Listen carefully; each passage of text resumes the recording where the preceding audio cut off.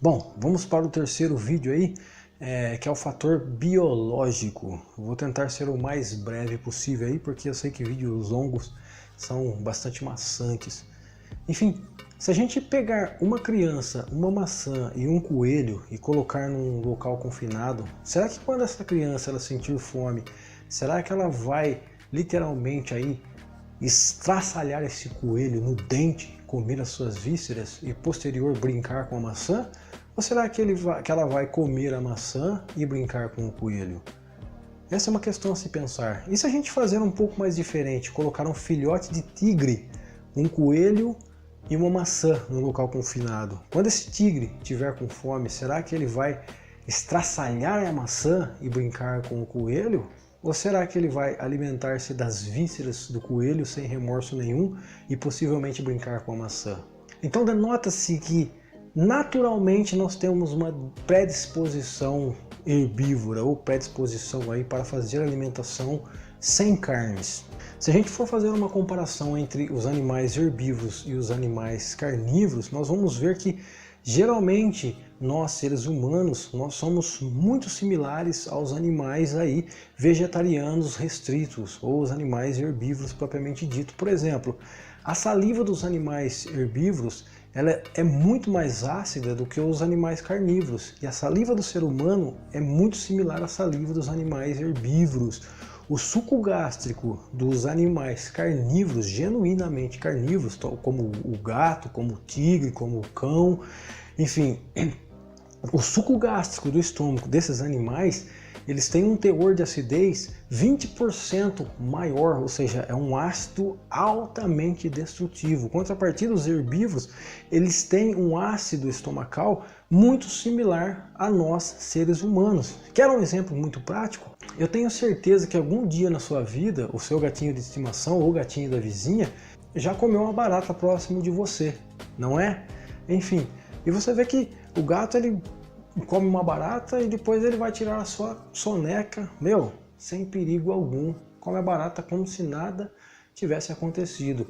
Vai você comer uma barata para ver o que acontece. Essas são as características de animais carnívoros. Devido à acidez forte no estômago, uma barata, eu acredito que as bactérias que são totalmente nocivas a nós seres humanos, caindo no estômago de um animal genuinamente carnívoro, dano nenhum essas bactérias podem fazer aí devido ao suco gástrico altamente destrutível. Outra característica que nós podemos também fazer comparações é com relação ao próprio sistema digestivo, especificamente o intestino. Nos animais carnívoros, o intestino ele é muito mais curto com relação aos animais herbívoros. E nós, seres humanos, temos um intestino muito similar ao dos herbívoros. Então, esta é mais uma prova aí que coloca em xeque se realmente a nossa natureza ela é de natureza carnívora ou se nós precisamos necessariamente alimentarmos de carnes para extrairmos alguns nutrientes necessários para a vida. E a questão da proteína? Será que a proteína realmente ela só vem de origem animal? Ora, mas os maiores animais de que se tem conhecimento na natureza, todos eles são vegetarianos restritos, ou seja, todos eles são herbívoros. Nenhum deles se alimentam de carne. Por exemplo, o elefante, o gorila, o hipopótamo, o rinoceronte, os cavalos, os bois, são os animais aí de grande porte e além de grande porte, eles são detentores aí de grandes forças e todos eles aí se alimentam de vegetais. E aí fica a questão, será que realmente para crescer e ficar forte nós precisamos comer carne em abundância? Será que o reino vegetal não pode oferecer todos esses nutrientes necessários à vida para nós? É uma outra questão aí que coloca em xeque essa nossa natureza aí carnívora. Outra relação também é essa disposição que nós temos aí de sentirmos um certo nojo por vísceras, um certo nojo por carnes cru, por carnes aí em estado de decomposição, por sangues e por aí vai.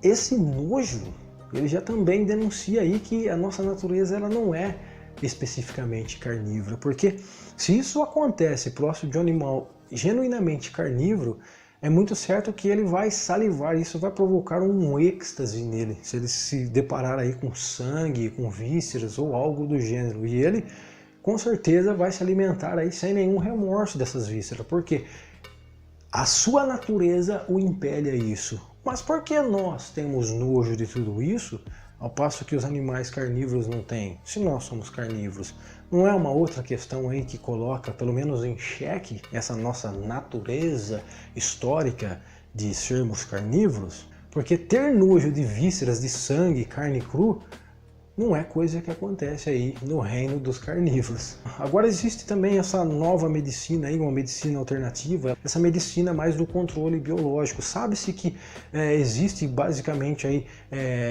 dois tipos de bactérias, bactérias aí que elas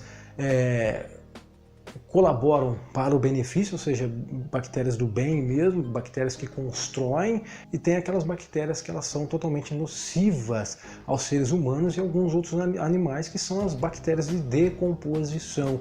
Quando um animal ele é abatido, é óbvio que no instante que ele é abatido, aquela carne ela já começa a entrar instantaneamente num estado de decomposição. É para isso que se coloca essas carnes aí em grandes refrigeradores. É para isso que você, quando vai ao mercado e quando você chega na sua casa, você tem que deixar essa carne no congelador. O congelador ele simplesmente faz com que retarde esse processo de decomposição, ou seja, mas ele não deixa de estar nesse estado de decomposição. Uma vez estando nesse estado de decomposição, qual é a bactéria que prolifera nessa carne? É óbvio que é as bactérias que liberam aí toxinas altamente nocivas para o nosso organismo. Tudo bem que essas bactérias elas são extremamente necessárias na natureza, porque elas são as responsáveis para devolver ao meio, e o devolver ao meio está ligado a esse estado de decomposição e putrefação.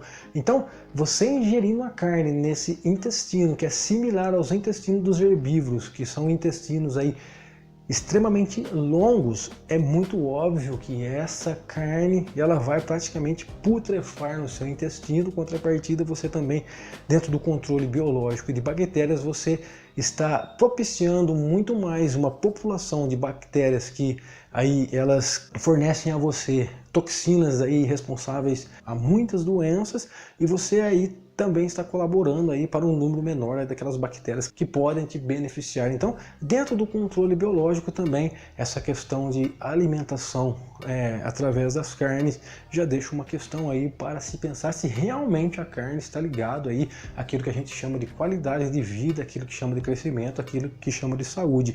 Tanto é que eu tenho certeza que algum parente seu, ou algum amigo seu, ou algum vizinho seu já foi no médico e o médico restringiu ele de comer principalmente carnes vermelhas. Você nunca ouviu ninguém falar, pô, o médico me proibiu de comer carnes vermelhas. Por que que ele proibiu?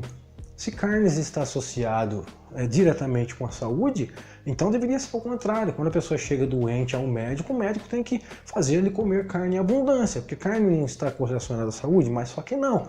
O médico ele restringe. Por que restringe? Porque sabe-se que carnes vermelhas, não só a carne vermelha, como a carne como um todo, ela está muito mais associada com doenças e com toxinas altamente nocivas do que com o bem-estar propriamente dito. Então já existem muitos estudos aí da área da saúde que a alimentação através da carne ela está envolvida diretamente com diabetes, com hipertensão, com problemas cardíacos, com N tipo de cânceres. Então, pessoal, se a gente for fazer uma comparação do ponto de vista aí de animais herbívoros e de animais carnívoros, claro que isso eu estou ainda dando uma pincelada, porque se você fizer uma pesquisa, você vai encontrar muito mais detalhes.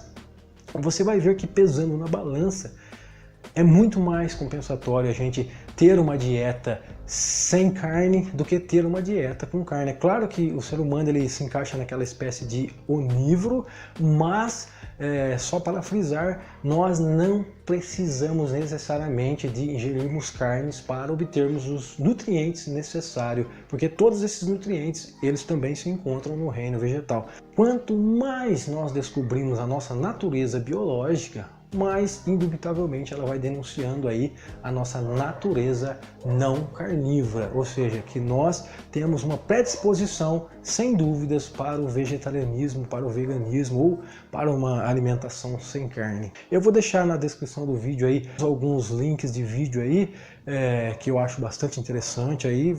Se vocês quiserem aí, entra nesses links aí e façam um estudo um pouco mais profundo. Também eu vou deixar aí num especialista em nutricionismo, porque ele tem uma série de vídeos aí explicando aí as combinações alimentares aí sem carne, o teor proteico que você precisa, os nutrientes, a vitamina, e eu acredito que vai ser bastante interessante para você.